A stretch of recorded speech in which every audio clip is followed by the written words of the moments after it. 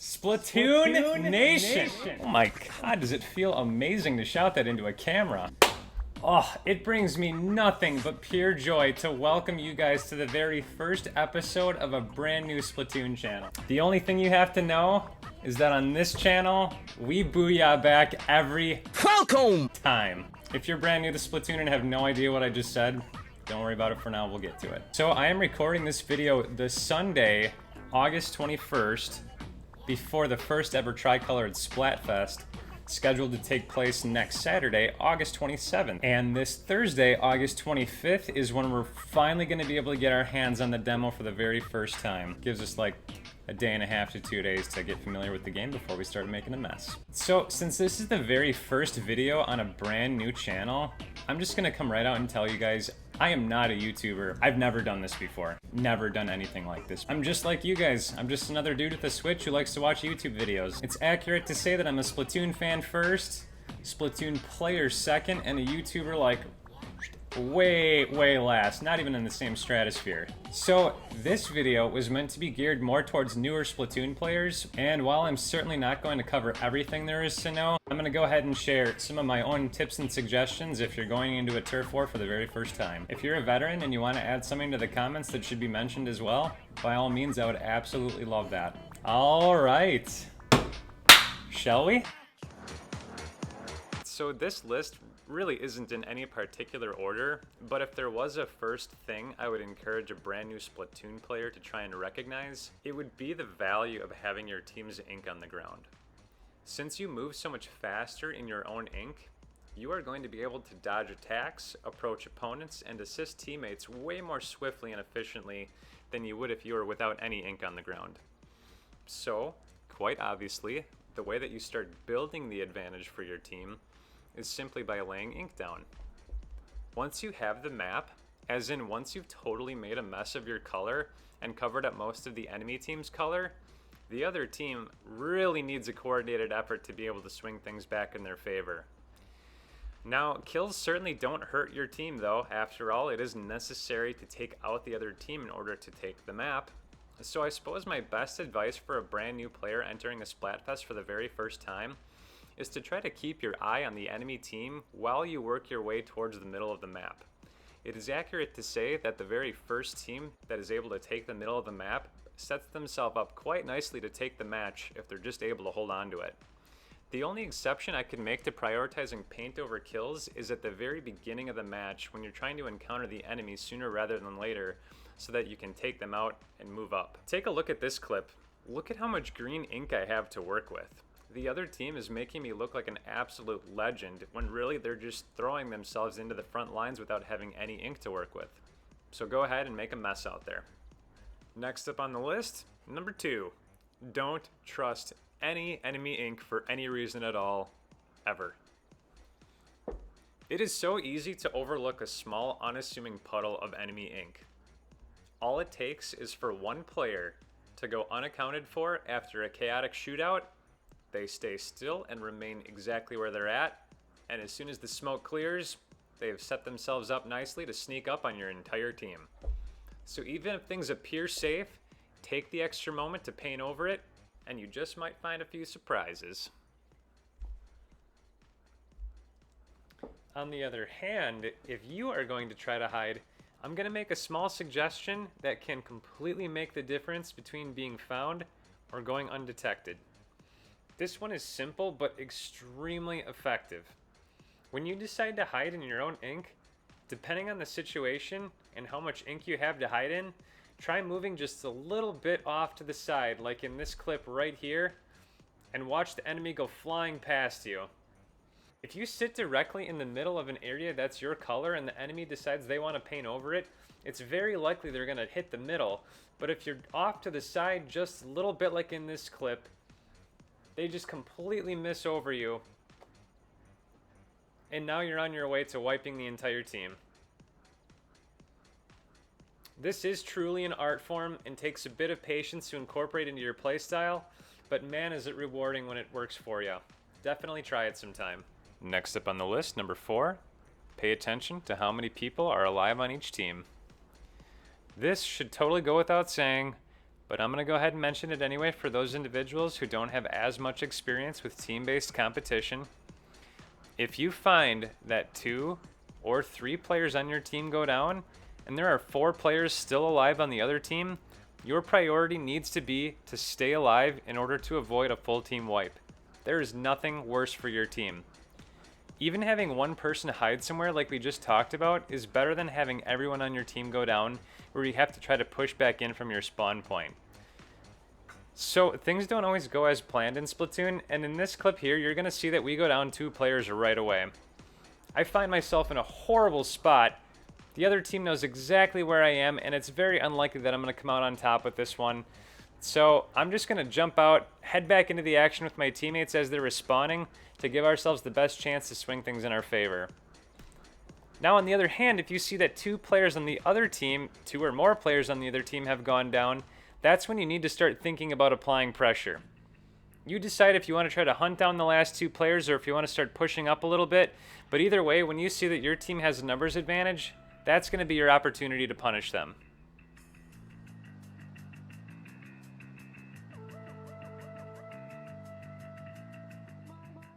Okay, number 5, my personal favorite. Try not to chase people. How can you help yourself, right? Someone running away from you as they struggle to find a safe place? Very tempting. However, if you decide to chase someone in this game and they know you're trying to chase them, all I can say is proceed with caution. I learned the hard way that chasing people is something you need to be extremely careful with in this game. Thanks for coming, son. When you fire your main weapon in this game, everyone in the vicinity can see the trajectory of which way the shots are coming from. Check out this clip. I'm playing backliner in this match, and as I'm making my way back into the action, can't help but notice a little bit of a scene over here on the left. Depending on how much this roller wants this kill, maybe he'd be okay with me putting a bomb right about, yeah, right there. Bottom line, use your discretion if you're going to chase someone, or there's a good chance someone is going to style upon you at some point.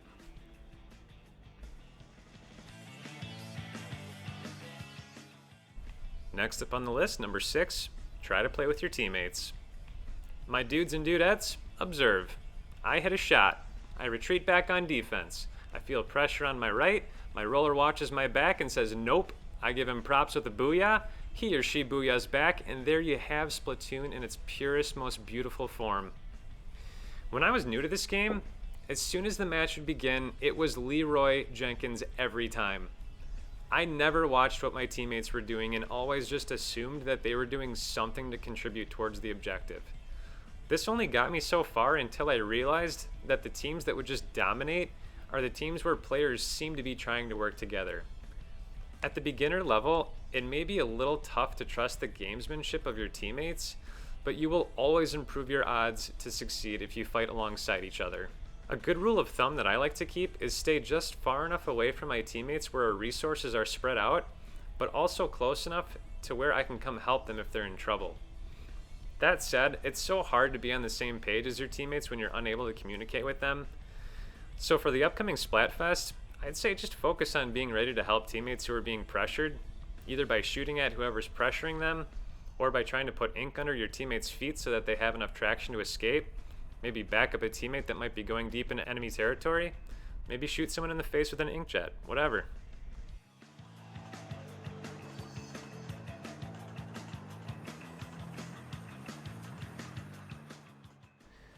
Alright, moving right along. Number 7, use your overhead map. So, when a match begins and you decide on a direction that you want to go, you're making your way towards the middle, it might not be a bad idea to take a quick peek at your map. Watch how quickly this goes down. I'm going to crack open my map right as I'm getting to this corner, and I see that someone is indeed on the other side of this wall. And without hesitating, I start ripping shots at whoever might be on the other side. If nothing else, I would recommend at very minimum that you check it as you're respawning to get an idea of what's going on before you head back in. Players that learn how to incorporate toggling the map into their playstyle can be devastating to play against. Last thing to keep in mind if you're new to Splatoon, While you're always able to see your teammates on the map, anyone on the enemy team that has your team's ink on them will show up on the map until they've fully recovered. Your map can be your best tool at any given moment, so use it to your advantage.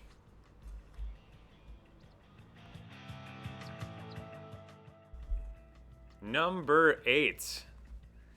This one may be a bit more advanced of a concept to grasp for a newer player, but I'm going to go ahead and mention it anyway.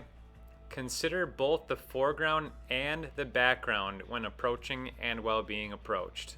What do I mean by this? Well, in this clip here, I'm noticing what's going on back by this pillar, and the question is, how do I safely approach? There's your answer. Just use the wall in the foreground, gain a bit of a height advantage, take them out nice and quick.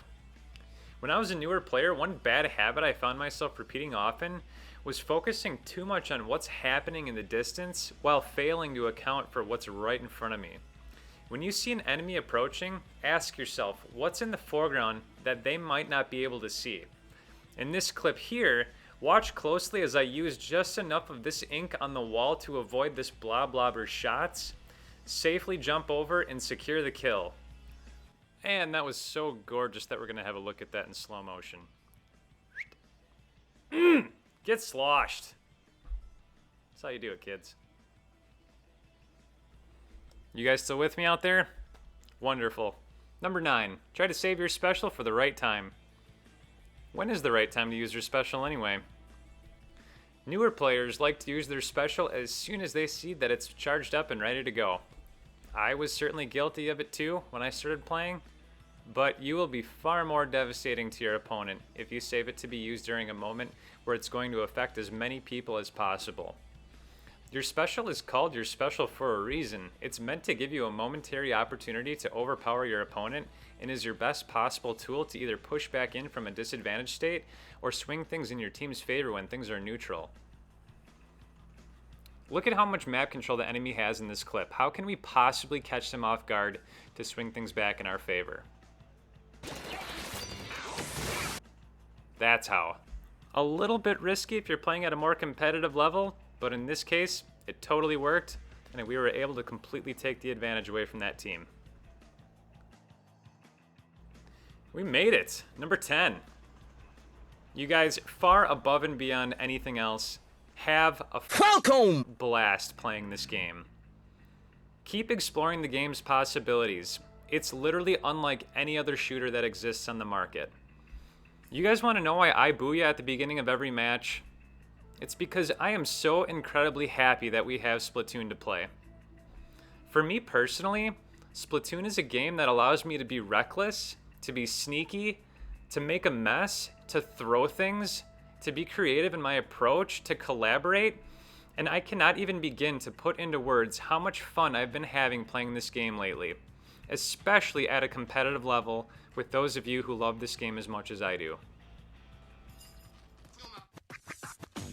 Alright, I think that's going to do it for the first video of the channel. Before I wrap things up, I just want to sincerely thank you guys for checking out the video. At the end of each episode, I'm going to ask you guys a question that you can choose to respond to in the comments if you want to. For this episode, we're going to pay tribute to Splatoon 2, and the question is, if you could have one piece of gear from Splatoon 2 to have in real life, what would that piece of gear be? As for me, I'll take a size 10 in the zombie high horses, please and thank you. How about you guys? Lastly, if you haven't already, make sure you guys like yourselves just a little bit more than you did yesterday, and subscribe to Being Kind to One Another. It really just helps the planet. Much love, Splatoon Nation. We'll see you guys real soon. Let's go, Team Scissors!